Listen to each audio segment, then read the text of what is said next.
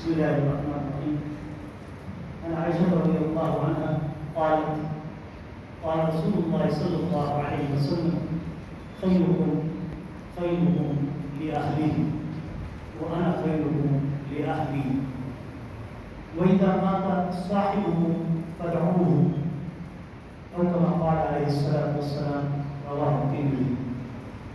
نبی کریم رؤوف الرحیم محبوب کریم محمد رسول اللہ صلی اللہ علیہ وسلم کا پاک و پیارا ارشاد ہے.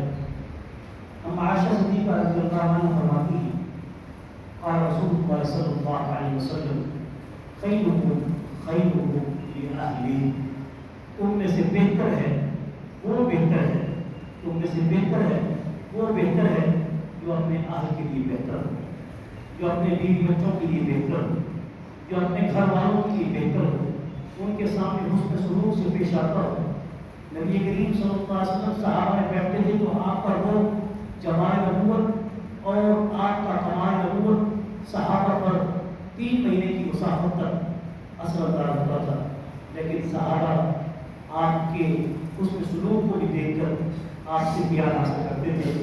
اور بیویاں آپ کی بتاتی ہیں کہ جتنا کمال اور جمال روب نبوت یعنی آپ کے جمال میں رول تھا، اور اس کے کہ حضور جب گھر میں داخل ہوتے تو ہنس کے داخل ہوتے تھے، خوشی سے داخل ہوتے تھے، پیار سے داخل ہوتے تھے، سلام کرتے ہوئے داخل ہوتے تھے، بچوں کو پیار کرتے تھے. یعنی اماں فاطمہ الزہرا رضی اللہ عنہا اور اسی طرح حسن حسین کریمین کو کھیلتے تھے. گھر کے اندر خوشحالی کا ایک اپنا ایک بہترین ماحول بنا کر دکھایا.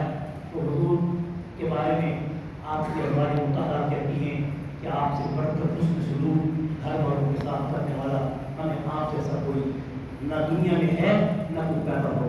پھر حضور نے فرمایا وَإِذَا مَاتَ صَاحِبُكُمْ، اسی حدیث کے اندر ہے کہ جب تم میں سے کوئی شخص مر جائے، تمہارا صاحب، تمہارا دوست، تمہارا بھائی یا تمہارا کوئی ایسا عزیز جس کے بارے میں بری باتیں ہوں یا اس کے برے اخلاق ہوں، تو نبی کریم صلی اللہ علیہ وسلم کی پیاری حدیث ہے جس کو سوچ کے سمجھ کے سامنے دل گزارے. آپ نے فرمایا فَدَعُوهُ، اس کو چھوڑ دو. جب کوئی مر جائے اس کے پیچھے لگنا چھوڑ دو. گھر میں یہ فساد جو اصل میں جو ہوتا ہے انہی باتوں میں ہوتا ہے. جو ایک دنیا سے چلا گیا ہے، شیطان بھی اس کو چھوڑ دیتا ہے، ابلیس بھی اس کا پیچھا چھوڑ دیتا ہے، مگر انسان ہے جو اس کے مرنے کے بعد بھی اس کی عیب جوئی کرتے ہوئے تھکتا نہیں ہے. اللہ سے دعا ہے کہ اللہ تعالیٰ ہم سب کو ہر قسم کی عیب جوئی سے بچائے اور اللہ تعالیٰ ہماری بھی عیب جوئی کرنے والوں کو ہماری عیب جوئی سے بچائے.